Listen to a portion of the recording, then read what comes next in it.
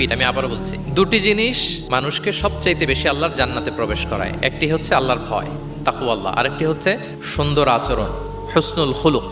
এখানে বলা হয়নি যে নামাজ মানুষকে বেশি জান্নাতে প্রবেশ করাবে, রোজা প্রবেশ করাবে, যাকাত করাবে, হজ করাবে, এমন কিছু বলা হয়েছে না, বরং সুন্দর আচরণ মানুষকে বেশি জান্নাতে প্রবেশ করায়। আমরা অনেক সময় ইসলামের এই এসেন্সটা ধরতে পারি না। দেখবেন যে খুব নামাজি কিন্তু খিটখিটে মেজাজের লোক, খুব নামাজি স্ত্রীর সাথে খারাপ আচরণ করে, খুব আল্লাহওয়ালা প্রতিবেশীর সাথে ঝগড়া ঝাঁটি, খুব নামাজি মানুষ কলিগের সাথে সম্পর্ক ভালো নাই, এরকম লোক আমাদের সমাজে আছে না নাই বলেন? তার মানে ইসলামের যে ট্রু এসেন্স এটা ধরতে পারে নাই।